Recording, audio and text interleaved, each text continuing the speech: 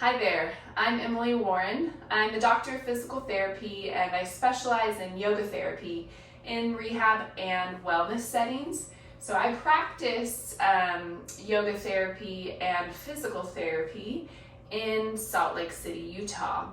So today I wanted to share with you a little movement snack that you can do wherever you're at. The only thing that you need is a chair. So you don't need any fancy equipment, just pull out your chair and start moving.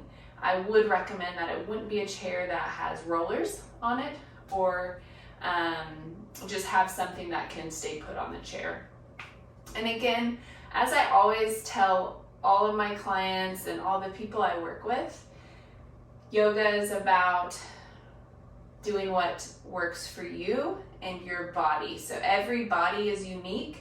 So any of the postures that I do, don't worry about looking like I do. So I have different flexibility or mobility than the person standing next to me. So it does not need to look how I look, but I will give you some cues just to help you learn the movement and kind of work with what you have.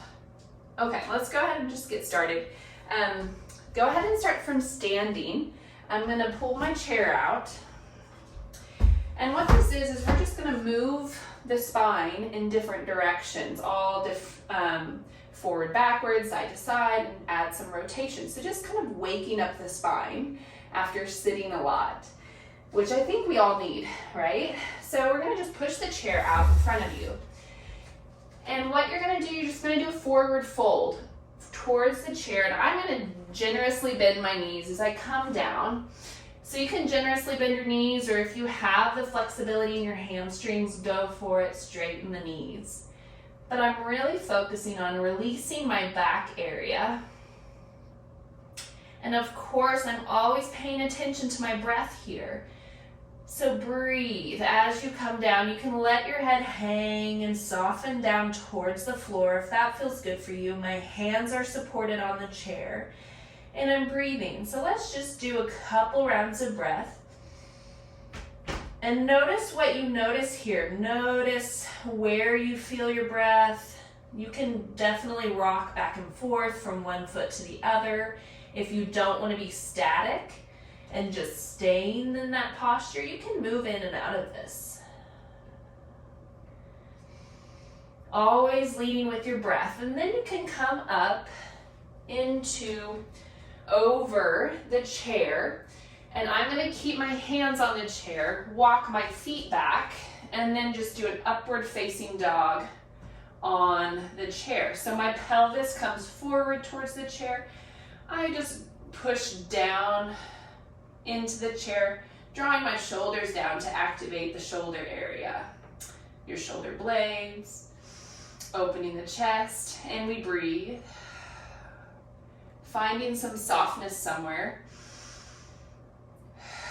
And then let's come back. So let's go back into forward fold. Pull that low belly in if you'd like to add some core. And then we forward fold over the chair. And you might notice this time that your hamstrings feel a little bit more mobile, a little more at ease. We breathe, and then we can rock forward again. So we're going to just do this for a few rounds, going from a little bit of a back bend, we breathe, to forward fold. Pull the low belly in, walk your hips back, and just enjoy it. And you can go as fast or slow as you want to. So make this pace your own. Whatever feels good for you. Should be pain-free. Good. Opening, waking up the spine. Good. And then what we're going to do, we're going to come forward. We're going to just add a little component to this. So I'll just demonstrate from here, or maybe turn my chair a little bit. Widen your stance, okay? So I'm widening it like I'm going into, they call it wide straddle, forward fold. But we're gonna come forward with our forearms on the chair. Sit your hips back a little bit, but not farther back than your heels. pull that low belly in if you want to engage your core. So with each inhale, the back body lifts towards the ceiling just slightly, and then exhale, soften. So if you want to kind of connect with your pelvic floor here, just think about your pelvic floor, bring attention to the area. And with each inhale, your pelvic floor descends. With each exhale, it ascends. Okay, we're gonna add a little rotation here. So you're gonna keep one forearm on the chair, and then with your other arm, you can just keep it on the chair and just twist gently with the upper spine here towards either direction, or you can make it more active where your arm extends up towards the ceiling, and we breathe. You can come in and out of this too. You don't have to hold it for a certain amount of time, but I like to hold for maybe 3 rounds of breath. And the twisting is coming from the chest area, that thoracic spine, pulling the low belly in if you'd like to. And then we come back to center. We're gonna do the opposite. Pull that low belly in if you'd like to add some core work there, and then we twist. In whatever way is available for you, okay? You can keep your hands down. You can put your hand on your waist, or you can reach. Let's do that again. So see what I mean by you can come in and out of it with your breath.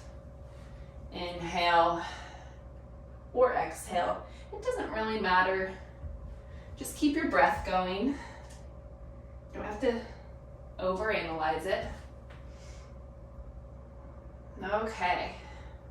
Let's do one more. Each side where you rotate, open the chest area. Having a good release, relaxation in the hips. You can just do a little rock back for a moment if you'd like to, and then you're gonna come forward. Again, everybody's flexibility is different.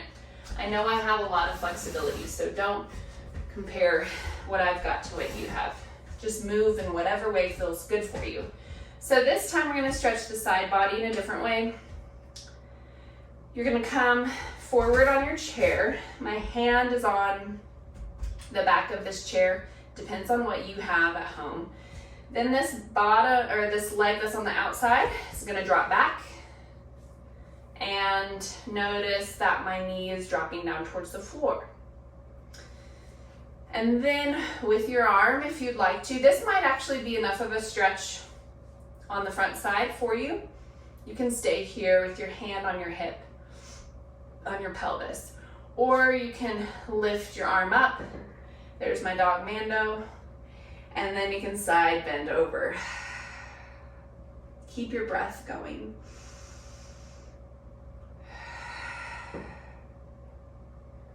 And you can even drop that hip just a little bit if that feels good for you, to lengthen out a little bit more.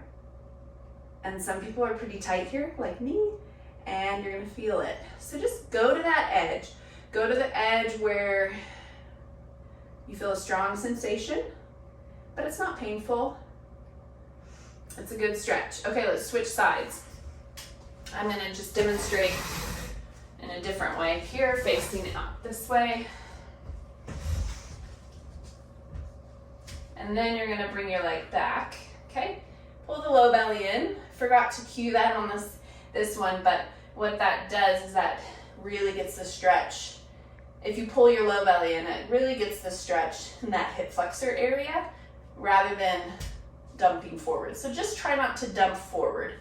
If you start to do that, bring your knee forward a little bit and don't go as far back. So you can drop that knee.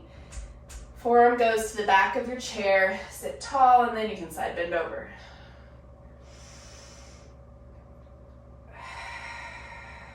Keeping your breath going. You can stay here for 3 to 5 rounds of breath. And you can also come in and out of it if that feels good for you. I'm just giving you some options.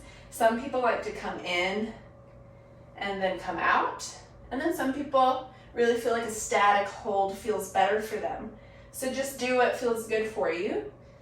And then come out and release, and come back to work. So again, make it your own pace. If you just have like 2 minutes to do it, you can do each posture fairly quickly if it feels good for you, or you can make it as long as you want. Hope that was helpful, and keep moving.